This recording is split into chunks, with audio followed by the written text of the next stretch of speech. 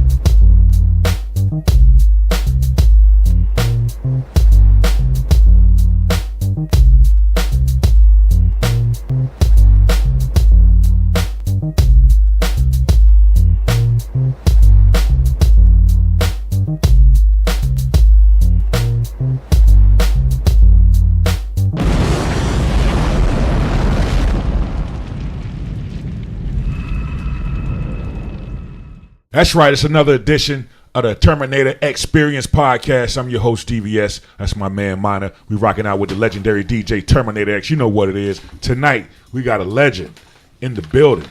Yes, you know him from hit records, DJing, you know what I'm saying, part of the Hip Hop Foundation. Ladies and gentlemen, give it up for the one and only DJ Evil D. Evil D. Yes. Yo, what's up? What's up, man? First of all, how you feeling, man? Heard you a little under the weather. Oh man, let me explain what happened. So, let's say about a week ago, me and Buckshot got hired for this secret mission. We had to fly out to Mexico. Don't worry, I'm gonna explain it. Okay. We had to fly out to Mexico, right? You know, we was doing our secret squirrel mission. We get out to Mexico. We complete the mission. We come back here. Now in Mexico, it's like 90 degrees. Mad hot, chilling. Come back here to minus 10 degrees, snowstorm, bananas. I just got sick. It was a wrap.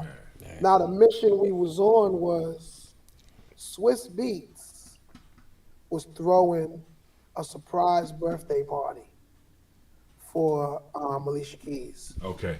Yeah, and nice. Black Moon was one of her favorite groups. Sweet, nice. So we went out to perform. It was us, CL Smooth, Nice and Smooth, Crystal Waters, Robin S, Wow. Melissa Morgan, and CeCe Pennison. Okay. Star-studded. It was great, man. And Kid Capri. Okay. Don't forget Kid Capri.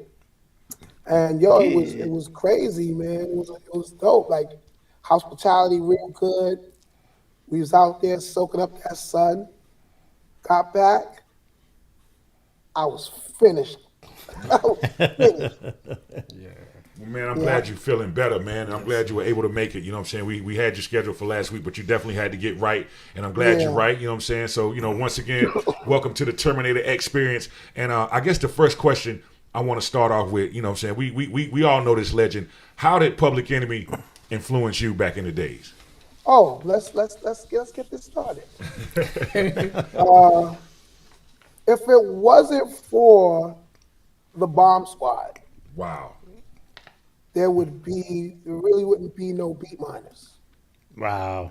And the reason I say that is because my brother used to work at the Music Factory in Jamaica, Queens, across from the Coliseum. My brother. R.I.P. to the Coliseum, by the way. Yeah, that's right. Yeah. And Daddy-O, was it Daddy-O? Yeah, it was Daddy-O. Went to go see my brother And he told my brother, yo, I'm gonna give you this tape. You need to listen to this. This tape is gonna change your life. The tape he gave him was a promo copy of It Takes a Nation.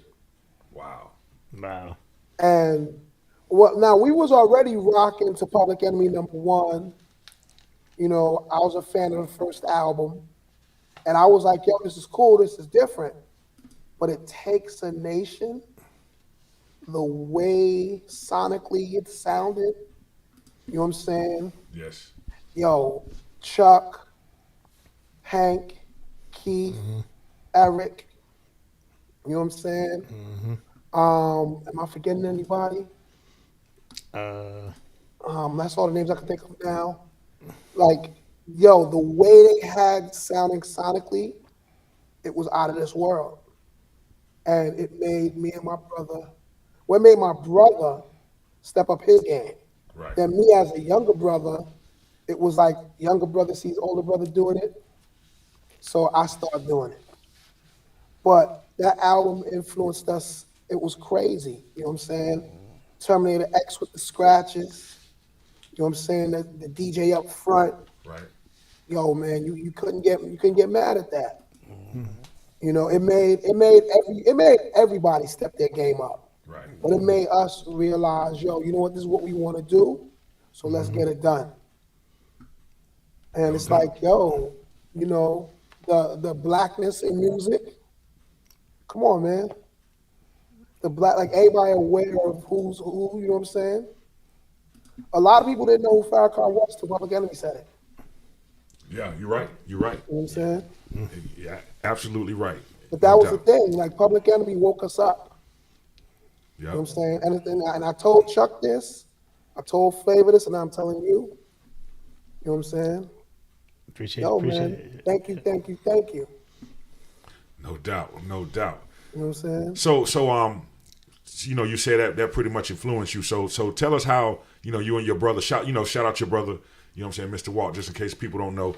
But how did y'all get started? So, you know, in the beginning stages, you know, after you know, got influenced by a lot of hip hop, how did you and your brother get started?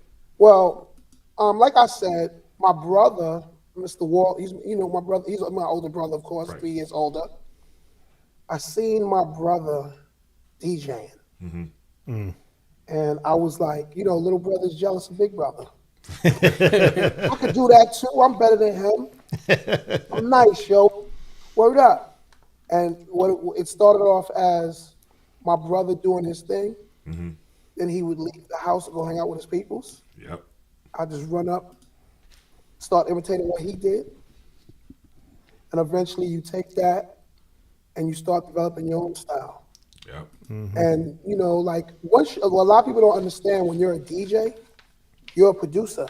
When you take 2 copies of a record and you're going back and forth, or you're doing that blend, you're producing that version of that record. Right. So, you know, already with the DJing, we was already cutting up beats. We was already doing what we do. Then my brother decided, you know, after hearing It Takes Nation, yo, I'm gonna get an MC and I'm gonna do my thing. And once he did that, it was like, I'm gonna get an MC and I'm gonna do my thing. You know what I'm saying? He's gonna Like, get so 2 that- turntables and a mic and a Yeah. dope MC on his set. It's like that's how it started, and you know, we kind of ended up to where we at now. It's a bunch of stuff that happened along that way Right. before we got to Black Moon, but you know, like my first MC, if it wasn't for him, I would have never met Buckshot. Wow. Wow. You know what I'm saying? But my first MC, I'm not gonna say his name because he dropped the ball bad. Like, you know, his first big show, this guy froze in front of everybody. And I was just like, yo, I can't do that. You getting stage fright? I can't do that. And the funny thing was Buckshot and Five was our dancers at the time. Wow. Crazy. But Buck always Crazy. was like, I could rhyme. Once that happened, it was like, yo, here's some beats. Here you rhyme. So now you mentioned Black Moon, but I was doing some research, and Beatminerz wasn't your original name when you first started producing. Nah, what it was when we first started producing, we was Black Moon Productions. Right. Now, what happened was me and my brother used to go beat shopping at this spot in East New York, and this spot was like a flea market. They had records in the basement. You go down in the basement, like it was mad dirty and muddy and sometimes flooded. And we going down there digging for records, like a dead rat will float by. You know what I'm saying? It was crazy, but we're in there digging for records. And we used to come home after that looking like we did construction. So my brother's MC was like, yo, check this out. Yo, I'm gonna write a record about y'all, and I'm gonna call the record the Beatminerz. When he said that, my brother was like, yo, that's it. We're gonna call this crew the Beatminerz. When he said that, me and Buckshot was like, yo, can we have the Black Moon name? And my brother was like, yeah, take it. Wow. Before that, we was Unique Image. Right. And then we was High Tech. And then we became Black Moon.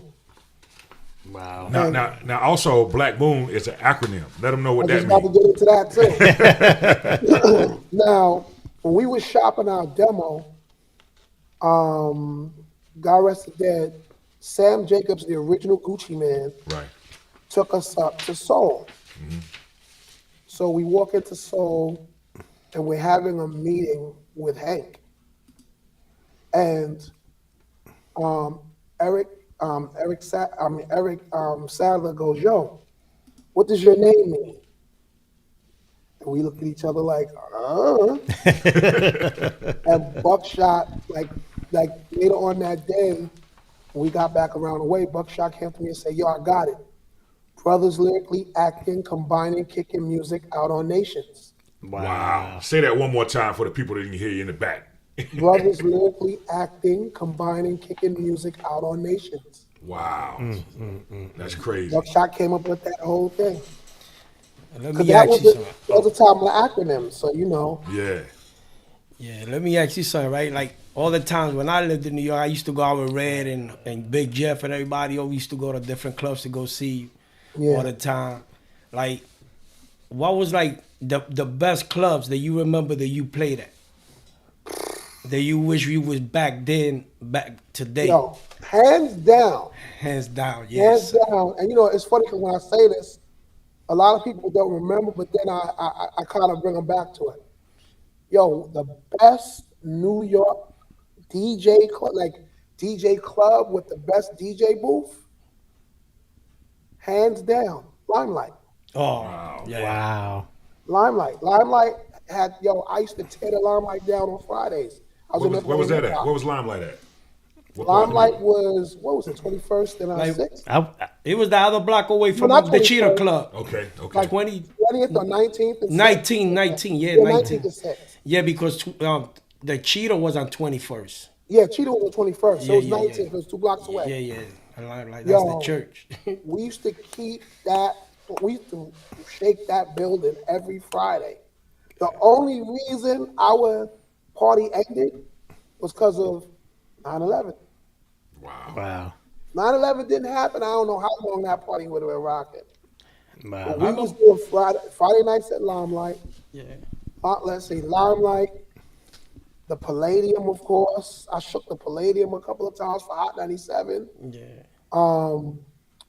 Now, small spots like lounges, but people still consider them clubs. Sutra, you gotta give Sutra props. I remember you did something 226. I think something with a 6. 226. It was some spot. Damn, that you was doing. There's so many spots. Yeah, it was a lot of spots, Like, man. APT. APT was another spot. Like New York. Yeah, some New joint. York had so many dope spots. Yeah. And I was just walking around my cases of records, shaking them down. Also, Joe's Pub. We used to shake Joe's Pub like crazy. And we used to do our party on a Sunday. Like we was running our party at the same time the tunnel was running. Right. But we was getting the girls. We was getting everybody that wanted to come dance. We was also getting the dudes that was scared of the tunnel. And, you know, like we knew what it was. Like, you know. Yeah, like, so you mentioned Hot 97. How'd you get down with Hot 97? Just by being a DJ. Just by being So Hot 97 had their first summer jam. Right. Black Moon was on the first summer jam. So it was only 2 DJs that actually DJed for their groups. Black Moon, which is myself, and Premier Gangsta. Yeah. Now what happened was, God rest his dead, Steve Smith and Rob Stone from Cornerstone.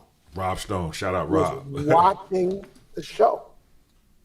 And Steve Smith seen me different, cut the record up. And he said to Rob, "Who's their DJ?" Rob was like, "Yeah, that's Evil T," because Rob already knew me. Rob Stone already knew me. Right. So Rob was like, "Yeah, that's Evil T," and Steve Smith was like, "Yo, he actually DJs?" He's like, "Yeah, this guy's nice. He does parties. Like, he got mixtapes out, and he produced like 5 of the records you're playing on the air right now."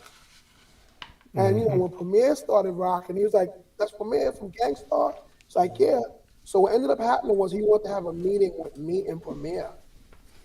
The thing was, Premier on the low didn't do the meeting because he had just accepted an offer to DJ on BLS. Wow. So I showed up to the meeting by myself, and Steve Smith put my tape in, listened to one blend, and was like, "So, yo, what are you doing on Friday?" And believe it or not, that's how I ended up getting on Hot, just by DJing. Wow. And he's like, "Yo, come on Friday. I'll put you on from 6 to 8. If you like it, you can stay. If you don't like it, you know, it's cool. You don't have to." And of course, I'm a DJ. Every DJ's dream at the time was to be on the radio. Right. I'm about to be on the biggest radio station, the big radio station in New York right now. Man, listen, we took that and I did every show like it was my last show. Yeah. Because my whole mission was, number one, I'm gonna play what I feel is hot. Mm-hmm.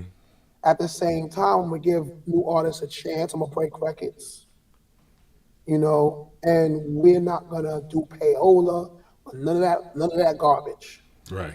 Like, this is gonna be straight up. Give me the record. I'm gonna listen to it. If it fits in my format, I'm gonna rock it. If it doesn't fit, I'll tell you how to put a record together so it'll fit. You know. Yes. And then even with that, like, I still gave records chances that I was like, I'm not really feeling it, but it feels like something that might pop off. So let me play this and see what the audience thinks. Is there a particular record that you heard that popped that you didn't, at first you were like, and had to go back and like, wow. Yo, that you can remember? One of the funniest things is I went to we used to always go to Buster's studio sessions. Right. Because he would always play stuff. Yo, what do you think of this? What do you think of this? When he made Put Your Hands Where My Eyes Can See, he played it for me and I was like, yo, that's whack, yo. You're not even yelling on it, B. And Buster's like, People D, what are you talking about? I'm like, nah, yo, this is whack, yo. So I gotta Buster. And Buster was like, look, take this DAT. When you get a chance, you listen to it. And I guarantee you'll change your mind. Yeah. I had this DAT in my DJ bag. I got up to Hot. I was like, yo, let me listen to this DAT. I played it and it just hit me. Wow. I called Buster. I said, yo, my bad. So I got a story to add to that. Uh-huh. So when he first, now I wasn't there. Now because I was around. Mm-hmm. So when what's the brothers that produced that song? Shamello and I forgot the brother. And the brothers that produced that song. When he first got on it, he started yelling. I was told, and then it was like, nah, Buster, you got to calm it down for this track. Yeah. So that's what the story I was telling. So it's funny you said it the opposite way. Yo. But he was yelling on every record. Yeah, yes. So when we got this record, it was like, yo, what you doing? And the funniest thing is, so I said, yo, I'm at the station right now. Could I play it on my show? Or is it cool? He said, yo, break that record. That day, I never repeat records. That day, we played that record 5 times. Wow. People kept calling up like, yo, play that again. Play that again. And that ended up being the story of that record. I played it at, what was I at the time? I forgot what club I was at. I played it at the club. They was like, yo, throw that on again. Yeah, that was an incredible record. And, Yeah. this record was like the biggest record when it came out. Mm-hmm. And Absolutely. I didn't like, what record I didn't like either? I know I'm going to probably get flack. I didn't like Flavor in Your Ear first. What, you didn't like what? Which record? Craig Mack, God rest his dead, Craig Mack, Flavor in Your Ear. A word? Wow. When I heard that record, I was like, Uniblab, really, son? Are you high, dude? And once Uniblab. again, I listened to it and I was like, oh man, Easy Mo B is a monster. And now Uniblab. Oh, okay. One thing about me, I will admit when I'm wrong. Right. I will hit you up and go, you know what? Y'all dropped the ball on that one. Yeah. You did some production for Craig Mack, right? Yeah, we did. No, he actually, what it was I did a song with Missy Okay. for the Dangerous Minds soundtrack. Yes. And I asked her, I said, who's your favorite rapper? And she said, yo, Craig Mack right now is my favorite rapper. Mm-hmm. And we got Craig Mack down there to do a verse on that song. Wow. Sweet. And that was what was that? That was 94, 95. You know what I'm saying? Like she was still in Sister. But yeah, Craig Mack, man, God rest, man. Yeah, One of man. the coolest dudes ever. Well, speaking of which, you guys did so much production. Oh man. So name. So I didn't know, quite honestly, until we researched talking to you. But tell people some of the songs, some of the incredible records you guys produced. Yo, it's so many. Oh man, It's a lot. So the list is long, my brother. Yeah, the list It's is so long. many. It's so many. It's long. How about this? Tell us some of your favorites. How about that? Yes, your favorites. Raw Digger Tight. Ooh. We did a remix of D'Angelo Brown's Sugar that with Coogee Wow. Rap that was crazy. God rest. And it's on vinyl. It's a collector's item too. On EMI. Wow. It's a gold label. EMI gold label. Wow. Pharaoh Monch, De La. Yo, there's so many people, man. So many people. Salute. we Like I said to you earlier, salute, 90s. brother. I get you guys are one of the Beatminerz is so underrated. Y'all need your own, like on a real. Y'all need your own unsung. Yes. Like seriously. Oh man, listen. My thing is the industry, and that is what I tell everybody. The industry always fronts on like the cats that's doing their damn thing. They pinpoint who they want to pinpoint. Sometimes you have people that break through the system, like y'all. You know what I'm saying? Sometimes, other times people get stifled. You know what I'm saying? And what it is the one thing I like is the industry didn't give me my props, but the fans do. Yes. Like no matter where I could be at the corner store ordering some food. Someone's bound to walk in. Yo, Evil D, what's up? Like I ride the train. Like I don't care. I ride the train. Because it gets me there. So I ride the train, and every time I get on the train, someone is like, "Yo, you really do ride the train? Yo, what's up?" Like I'm always bumping into people, and they're like, "Yo, like what you working on?" I'm like, "Yo, hit me up online, You know, that's our thing out here on social media now, whatever. But it's like, yeah, check out my, you know, I post everything I do. All right, let me ask you stuff I can talk about. Yeah, let me ask you another thing, right? You rock crowds worldwide, right? What country surprised you the most of that knowledge of hip hop? Japan. When the first time I ever went to Japan, they shocked me. They shocked you. Brazil, Colombia, like these places, I was like, word? Y'all, oh, word? What? Oh, okay, nice. Like like that's the one thing, like we tour. And it's funny because I was just telling somebody, 10th passport. Wow. My 10th pass, I just got this like. Yeah, it looks fresh. You get me this moment. The first trip I did was a Mexico trip. My 10th passport, and the stamp, you know, all my passports are stamped out. That's because of hip hop. Yeah, That's dope. it's been a blessing, right? Yeah. Yeah. So, y'all working on anything new coming up? You and Buckshot? Y'all doing anything? Yeah, we're working on a Black Smith & Wesson album. Oh, okay. You know what I'm saying? Buckshot, Tech Steel, Mr. Walt, myself. We got like maybe 4 to 5 records done so far. But we cranking out them beats. It's all produced by Beatminerz. Yeah. And it's going, you know, we just doing what we do, you know. That's going to do it for this episode of the Terminator Experience podcast, hosted by DJ DVS, Minor, and the legendary Terminator X. Make sure you subscribe, rate, and leave a review, and tap in with us on social media for clips, updates, and behind the scenes. Until next time, keep the culture first, keep the sound heavy, and keep it locked right here.